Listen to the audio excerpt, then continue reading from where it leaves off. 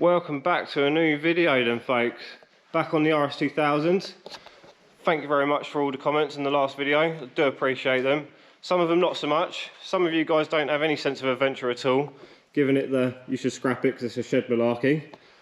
Behave yourselves. This thing's got loads of life left in it yet. And we will fix it. One way or another, it will see the road again. So needless to say, I have 100% committed on the idea of going rear wheel drive. Fixing it back to a good standard and making it, well, keeping it front wheel drive is just criminal in my eyes, so it's not happening. So forget that idea. I have already sold the engine and I have already sold the coilovers. It's back on standard shocks at the moment, as you can see. 100% committed, 100%. And John has kindly said I can use his chassis table, which is down here. It's been behind my bench this entire time with me doing work on the Escort and the RS. So, legend John, thank you very much. But with that being said, we need to get this engine out and put on a pallet for a new owner and strip the rest of the car down so we can get it on that chassis table. Now, what I said in the last video was that I was thinking about a 350Z. Unfortunately, after a bit of research, that is not an option. They're actually about 4 inches or so wider than a Ford Escort, which even when I've put the Cosworth wide arch kit on, it's just still too wide. I narrow my options for wheels drastically. So I've decided on a BMW E46 for the running gear. Not necessarily the engine, but the front and rear ends, suspension and all that sort of stuff will be E46. So, and I may or may not have already bought a car, I don't know. So leave it with me. I'm gonna get this thing jacked up now. I'm going to pop some axle stands underneath it. I'm going to drain all the fluids, and then I'm going to take you through how you get an Rs2000 engine out of a Mark 5 Escort. Same applies for a Mark 6. It's actually really easy. It's all just nuts and bolts. So if you're worried about doing it yourself, don't be. Just get on with it. It's really quite straightforward, to be honest. So yeah, there's a little insight into the plans. What else I'll get up to in this video, I don't know. You probably know more than I do at this point if I've put an intro in. So yeah, we'll see what happens. But for the minute, I'm focusing on getting this thing stripped to a bare shell and on that table. So I'll pick you back up in a minute when we're ready to crack on.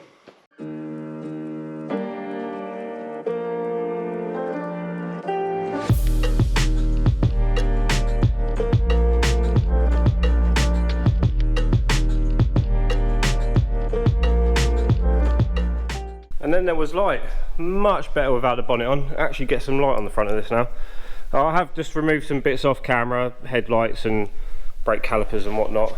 Don't really need to see me whip them off.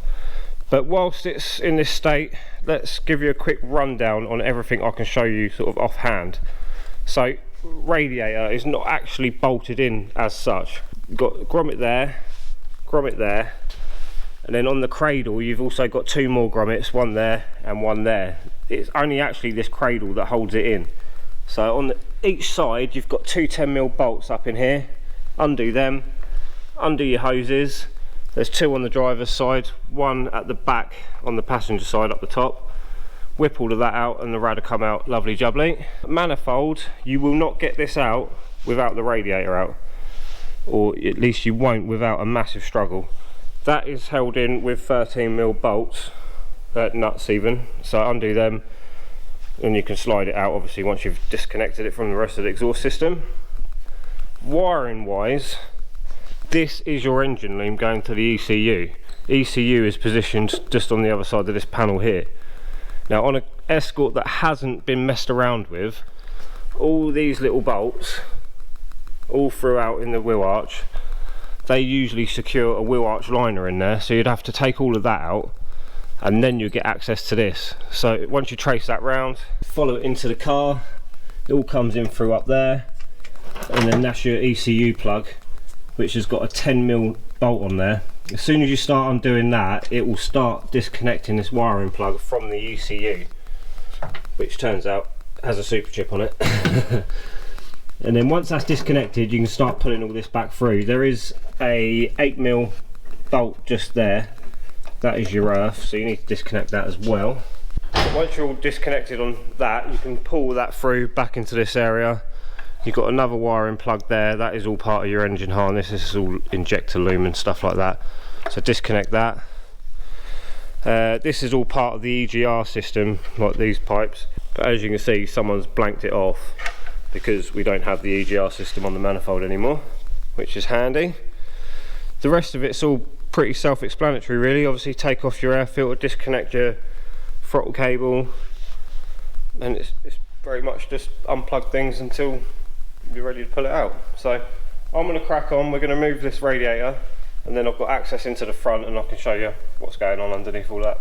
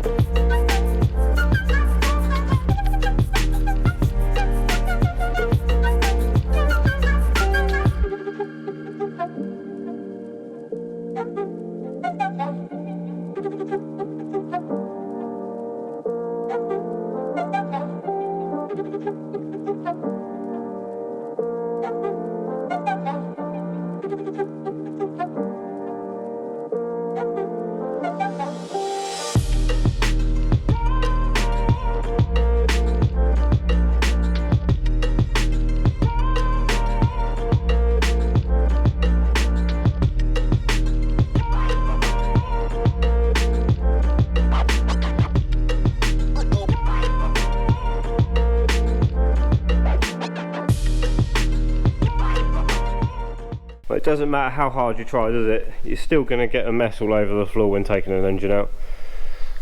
But we can try, we can try. Right, that is where we're at so far. Obviously manifold is now out. Lubricate your nuts, people, lubricate your nuts, because these things can be a nightmare to get undone. Thankfully these ones weren't too bad, with the exception of one that's been rounded off. Everything else is more or less as far as I can go with it for the moment.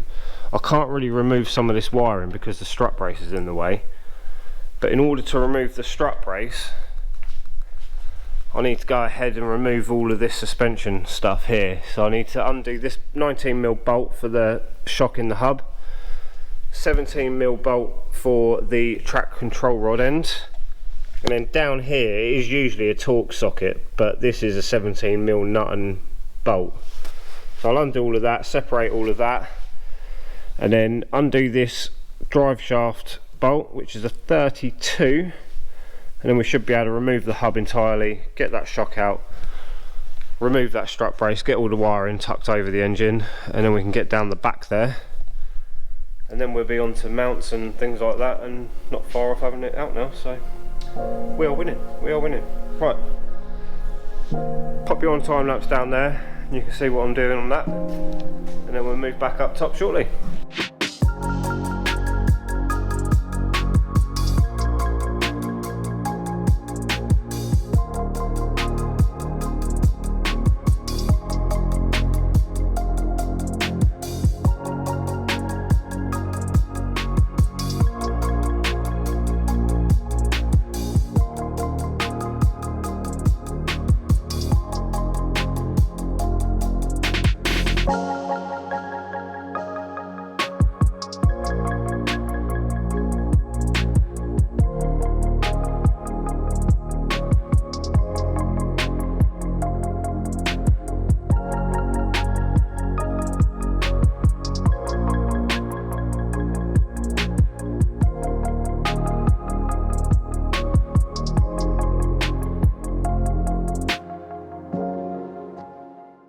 Well, now we're really getting somewhere, folks. I've just spent a bit of time getting out all this brake servo master cylinder just so I can try and show you a bit better what's going on down here.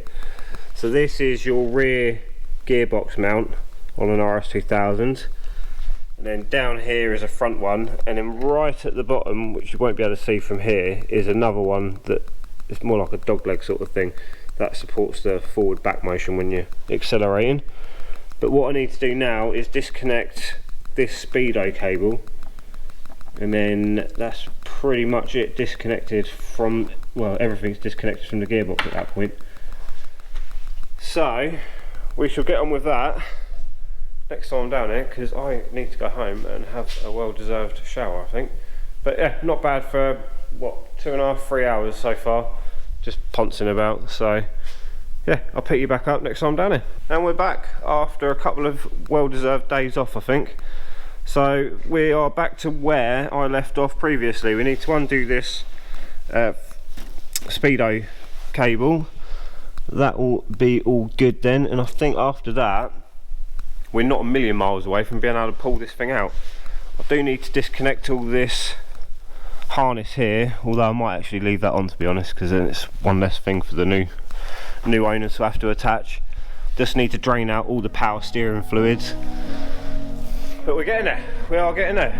And I invested in a new light, so hopefully the lighting situation around here will be a bit better from now on. But we shall see, only time will tell. Right, I'm going to drink my coffee, and then we'll jump straight back in, get everything else disconnected, and hopefully get this thing out very soon.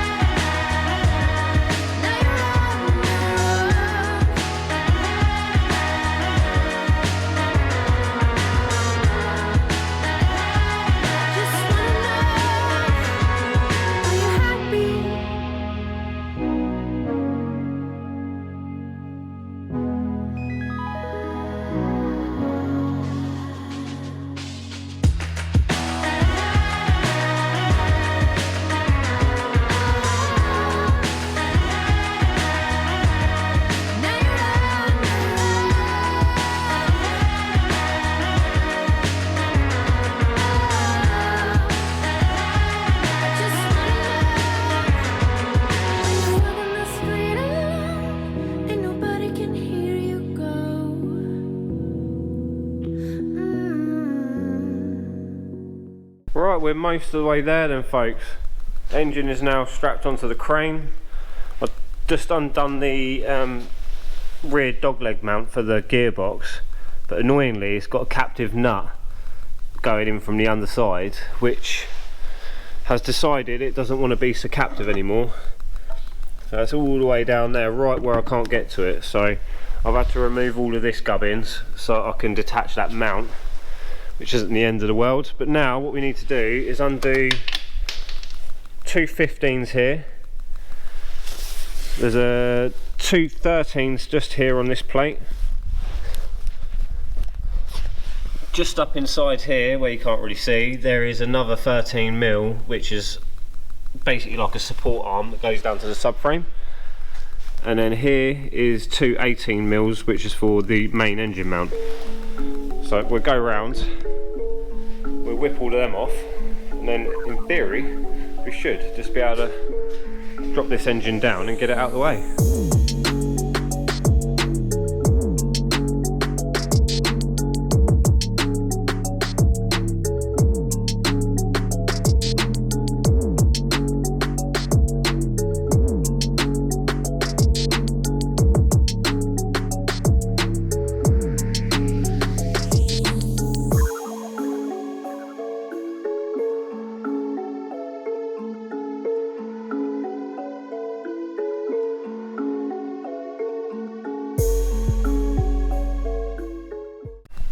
And there we have it, guys and girls, no more engine.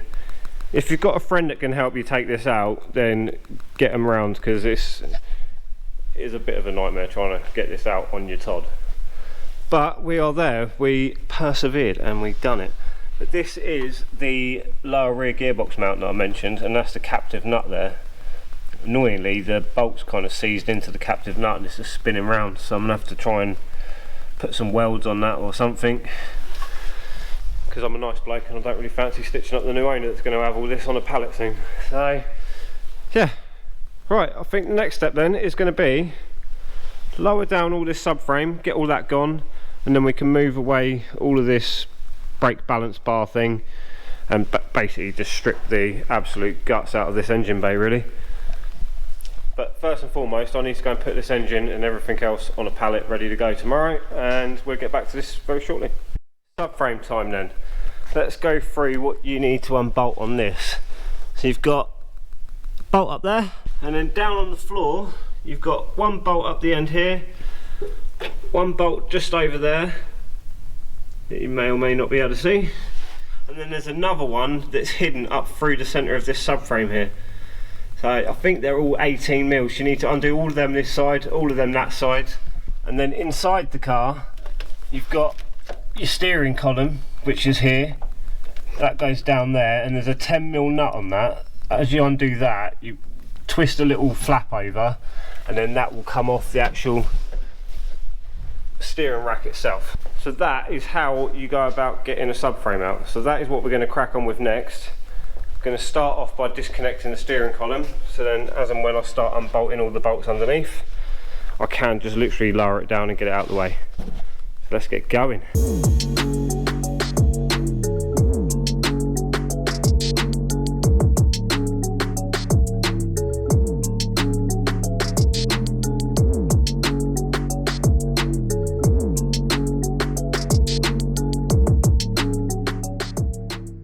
And then the subframe was gone, folks.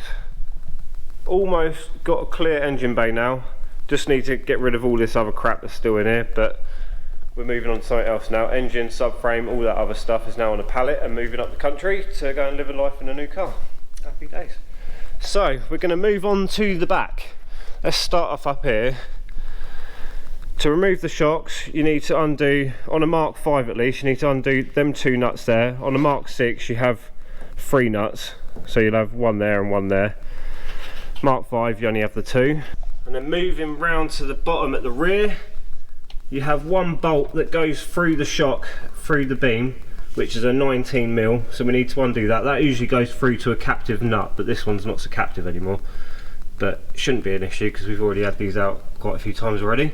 Then we just got to undo the brake line here and undo the handbrake cable, although in this case I'm going to leave it attached to the beam because all the handbrake is in this drum here, but I'll leave all that attached ready for the new owner.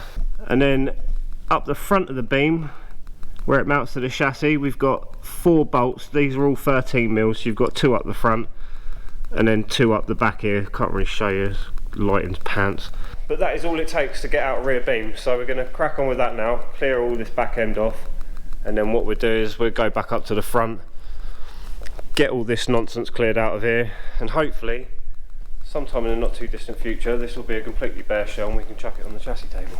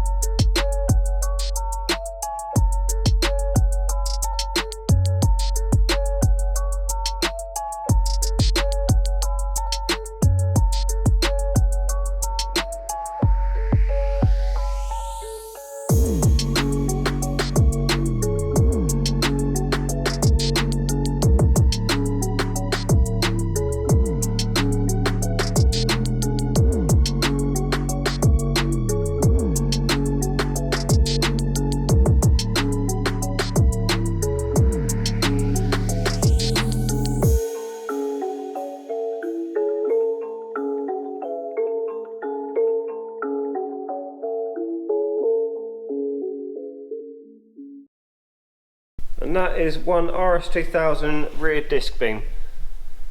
Now, like I say, I've left the handbrake cables on. One, because they're a nightmare to get off, because these drums can be a real pig. But two, whoever buys this might not want to have to fork out for new handbrake cables as well. So, that is that. Next up is going to be completely stripping this out. I need this completely bare, so we're going to have to whip out the balance bar for the brakes, coolant pipes, heater blower, wiper motor, wipers, scuttle panel, etc, etc. Pretty self-explanatory this bit. Then I'll pick you back up shortly.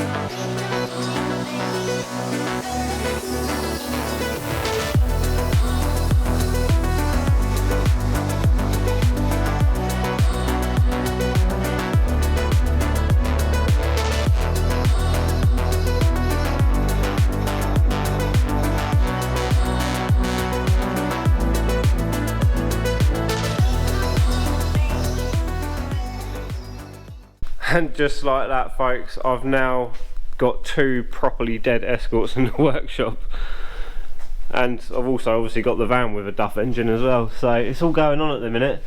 But everything is now bare, cleared out. Just a few little things like the boot release and the straps for the old fuel cell, but I'll get them out another day. I had to cut this seat mounting post here because it was so tight I couldn't even get the plugs out. But yeah, it's getting there.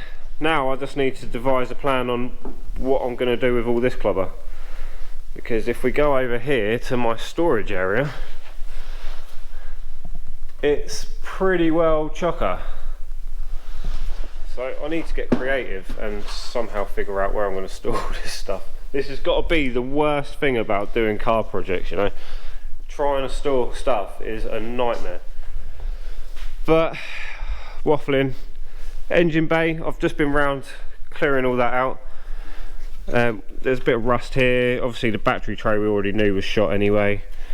There's a bit of rust just on the turret on the engine bay side. I mean, overall inside the engine bay, from what you can see, isn't too bad. It's more when you get round to inside the wheel arch and you realise everything's pretty well buggered, to be honest. But I definitely wouldn't fancy treating that rust and then running with it, because it's, you know, kind of a key point of the car really. If that ends up in a crash, it's not going to really hold up too much, is it? The next step is going to be calling on a favour from a few friends, because I need some help moving all of this stuff to get access to that, and then I've got to somehow try and get that round to here and then get the car on top of it with all this stuff around as well. Yeah, got some thinking to do. But that's me out of here for now. I'll pick you back up next time down here, and hopefully we'll get this car sat on that table. Oh, just going to go put it straight in the middle. Like that's covering your face there. This guy.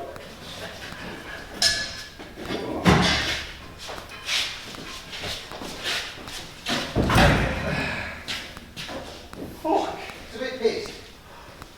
Yeah, that's because you didn't go far enough. Well, he said that to do. I think 11's just slightly up.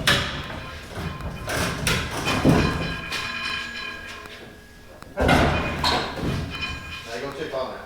I've gone too far, man. You've gone too far. Always do. No. That's steel crust. Actually, well, perfect sitting on the rear. I'm sure this was just patched up, wasn't it? Yeah, we can say how many patches. And we're there, ladies and gents. Huge shout out to Dean, Steve and Darren for dropping in last night and helping me with this thing. Absolutely no way I would have been able to do that on my own. But this is where she's going to live for a little bit now. Just need to set the car straight on the chassis table. It's just literally dumped on there at the minute. So I need to get all my measurements right, and then once it's set we can actually make a start on whichever direction I'm going to take with this, because I still haven't figured out what I'm going to do with this thing yet. But I do appreciate all your comments. They have come on board. I just need to make a decision now. But something a bit different for this episode. Something different from just metal work. And hopefully it's been somewhat insightful for anyone that needs to take an engine out of one of these things. Hopefully you've gained a bit of knowledge. Hopefully I've done all right at trying to explain what it is I've been doing and blah blah blah. But that is going to be a wrap for this one, folks. So hopefully you've enjoyed this video, and hopefully you'll join me for the next video. But until then, like, comment, subscribe, stay tuned for more, and I'll see you next time. Peace.